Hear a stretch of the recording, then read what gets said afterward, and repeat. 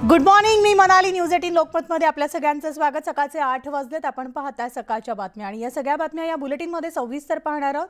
मात्र बुलेटिनची सुरुवात एका एक्सक्लुझिव्ह मुलाखतीनं करतोय. खासदार संजय राऊतांनी उद्धव ठाकरेंची एक्सक्लुझिव्ह मुलाखत घेतली असून या मुलाखतीमध्ये शिंदे गटातील आमदारांवर जोरदार हल्ला करण्यात आलाय. सध्याच्या राजकीय परिस्थितीवर ठाकरेंना काय वाटतंय हे या मुलाखतीत स्पष्ट केलंय.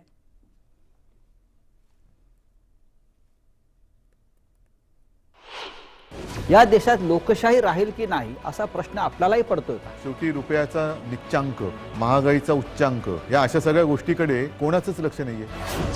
उद्धवजी, हे इतक्या मोठ्या प्रमाणात जेव्हा आमदार फुटतायत किंवा आपल्याला सोडून चालले, हे जेव्हा चित्र स्पष्ट झालं तेव्हा तुमच्या मनात काय भावना होत्या? असं कोणाचं आयुष्य बर्बाद करून कोणाला सुख लाभत असेल असं मला नाही वाटत. आज तुम्हाला महाराष्ट्रामधलं थोडीशी गंमत वाटत नाही का की ज्यांना मुख्यमंत्री व्हायचं होतं? रहस्यामध्येच उत्तर आहे ना. जर स्वतः उद्धव ठाकरे उठून सुरतला गेले असते. तुमच्यावरती आरोप होत आहेत, तुम्हाला सुद्धा ते अटक करणार असं एक वातावरण निर्माण केले जाते. फुटीरांचा असा एक आक्षेप आहे की शरद पवारांनी उद्धव ठाकरेंना मुख्यमंत्री करून शिवसेना संपवली. माझ्याच लोकांनी मला दगा दिला. तुम्ही विश्वासदर्शक ठरावाला सामोरा गेला असतात तर काय झालं असतं? मुंबईचा घात करण्याची योजना आपल्याला दिसते आहे का? ते हम दो एक कमरे में बंदो असंच आहे ना सरकार. और चाबी खो जाए. म्हणजे तुमची मुख्यमंत्रीपद सोडण्याची तयारी होती. माझ्या मनात काही पाप नव्हतं. फुटीरांचा आक्षेप हाच आहे की उद्धव ठाकरे मुख्यमंत्री झाले. मला एका गोष्टीचं समाधान नक्कीच आहे की 2.5 वर्ष मी थेट मुख्यमंत्री होतो, पण मला सत्तेची चटक नाही लागली. जे फुटीर लोक आहेत त्यांनी आपल्याला अशी विनंती केली की आम्हाला गद्दार म्हणू नका. माझा हेतू तो नव्हता. मी मुख्यमंत्री होईन नाही मी बोललो.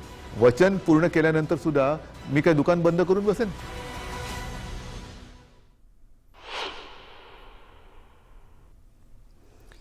तर हिंदुत्वाची आणि मराठी माणसाची चिंता असल्याचं उद्धव ठाकरेंनी आपल्या मुलाखतीमध्ये स्पष्ट केलेलं आहे. त्याचबरोबर शिंदे गटाला सुद्धा त्यांनी आवाहन केलेलं आहे. उद्धव ठाकरेंनी या मुलाखतीतून भाजपवर देखील निशाणा साधलेला आहे. मराठी माणसांमध्ये फूट पाडण्याचा प्रयत्न होत असल्याचं सुद्धा त्यांनी म्हटलेलं आहे. त्याबरोबर ज्यांच्यावर विश्वास ठेवला त्यांनीच माझा घात केला असा आरोप त्यांनी शिंदे गटावर केलेला आहे.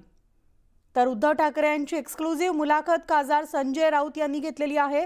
या मुलाखतीमध्ये शिंदे गटातील आमदारांवर जोरदार हल्ला करण्यात आलेला आहे. त्याचबरोबर सध्याच्या राजकीय परिस्थितीवर सुद्धा उद्धव ठाकरे यांनी भाष्य केलेलं आहे. महाविकास आघाडी सरकारमधले घेतलेले निर्णय, त्याचबरोबर महाविकास आघाडी सरकारमध्ये असताना सरकारसोबत संपूर्ण राजकीय दृष्ट्या त्यांचा प्रवास कसा आहे, या सगळ्या विषयांवर, विविध मुद्द्यांवर उद्धव ठाकरे यांनी भाष्य केलेलं आहे.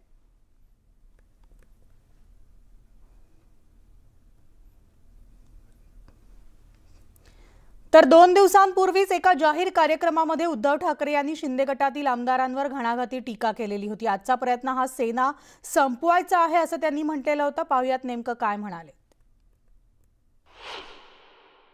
एकदा शिवसेना फोडण्याचा प्रयत्न झाला, पण आजचा जो प्रयत्न तो शिवसेना संपवण्याचा हे लक्षात घ्या.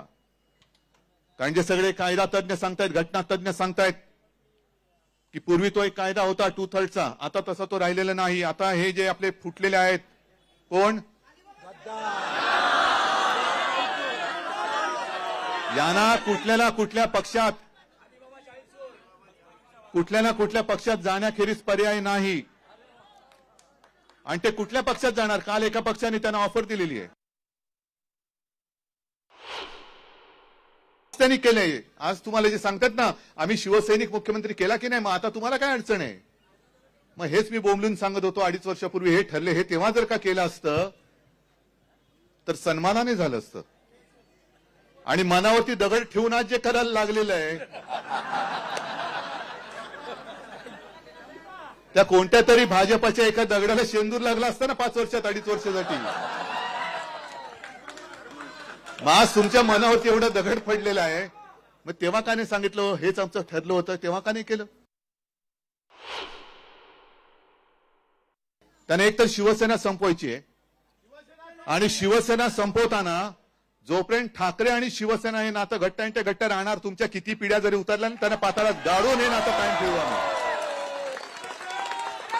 पण म्हणून त्यांना शिवसेना आणि ठाकरे हे नातं तोडायचंय. मग नातं जर का तोडायचं असेल तर हे जे स्वतःला मर्द समजतायत, बंडखोर, ही बंडखोरी नाही, ही हरामखोरगिरी आहे, नमक हरामीपणा आहे. मग एवढी जर का तुमच्यात मर्दुमकी असेल तर शिवसेना प्रमुखांचा म्हणजे माझ्या वडिलांचा फोटो लावू नका. हिम्मत असेल तर स्वतःच्या नावाने मतं मागा. आणि माझं बघा, प्रत्येकाला आई वडील हे जीवापेक्षा प्यारे असतात. कारण आपण संस्कारित सुसंस्कृत माणसं आहोत. सुदैवाने ज्यांचे आई वडील त्यांच्या सोबत आहेत, मी त्यांना खरंच सुखी मानतो.